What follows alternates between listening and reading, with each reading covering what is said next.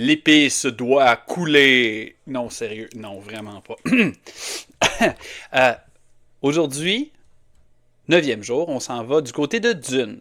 Dune, l'espèce de fable éco-futuriste de Frank Herbert, n'est plus à présenter. Vous avez vu les films, mais c'est ce futur extrêmement lointain où il y a eu une guerre contre les machines et où donc la plupart des choses sont rendues analogues. Il n'y a plus de machines ou de cyborgs, donc on a de la science-fiction empreinte de politique, avec pourtant des vaisseaux spatiaux, des navigateurs, et bien sûr l'épice qui prolonge la vie, qui permet de voir dans le futur, de naviguer l'espace. Bref, un film complètement fou qui a été jugé à peu près infilmable et irréalisable. Alexandro Jodorowsky s'est cassé la gueule là-dessus, mais un Québécois qu'on connaît bien, lui, a réussi. Et le jeu de rôle de Dune, lui, ce qui est de particulier, ça s'articule autour de la création d'une maison en commun par les joueurs, qui vont être des personnages qui vont souvent être dans la même maison. Donc, on fait une maison mineure comme les Atreides ou les Harkonnen, ou qui peut même être majeure, ou qui va même progresser dans le temps, qui est quasiment son propre personnage, qui aura ses ennemis, ses alliés, ses actifs, donc des atouts. Peut-être qu'elle aurait des atouts militaires, des atouts politiques ou des atouts artistiques.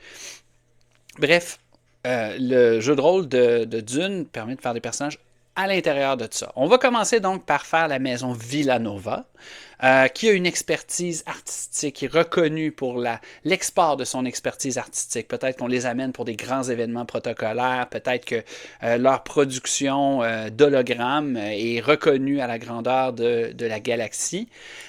C'est secrètement un terreau fertile pour les espions et les assassins, le Canly qu'on appelle à l'intérieur de Dune. C'est peut-être un cover, donc ça permet de transiger de l'information, de s'approcher des tout-puissants, puis de faire des jeux de coulisses pour faire avancer la cause de la maison. Donc, dans cette maison Villanova, nous allons faire le duc Denis de Villanova, qui lui a peut-être une vision particulière de son art, c'est-à-dire de montrer la vérité crue lorsque ça l'arrange. Donc montrer plus que dire. Peut-être que c'est celui qui va projeter des hologrammes ou faire circuler des hologrammes montrant dans des situations compromettantes ou qui va désamorcer une guerre avec un film ou un documentaire bien placé. Donc lui, c'est vraiment autour de la vérité. Il va bien sûr s'adjoindre. Probablement, les maisons permettent d'avoir des maîtres d'armes, d'avoir des concubines, d'avoir des maîtres espions, d'avoir des docteurs, d'avoir toutes sortes de choses dans lesquelles on peut avoir des intrigues qui vont se développer. Donc la dernière version de Dune, c'est celle de Modifius qui est une super bonne maison d'édition en jeu de rôle dans les dernières années. Et elle est magnifique. Les dessins sont inspirés beaucoup des œuvres cinématographiques. Elles ont été calquées et les règles sont d'une beauté et d'une élégance que j'apprécie énormément. La création de personnages est simple. C'est à la fois narratif et un petit peu crunchy parce que tu peux avoir plein de choses. On dit crunch pour avoir un peu plus de mécanique. Ça peut être très intéressant pour un maître de jeu tant que pour des joueurs. Je vais d'ailleurs vous dire, j'ai fait des jeux de rôle contemporains, donc pas grandeur nature je déteste le camping, mais plus contemporains, donc des jeux de politique, noirs, d'intrigue, dont Vampire et d'autres choses dans ma plus grande jeunesse.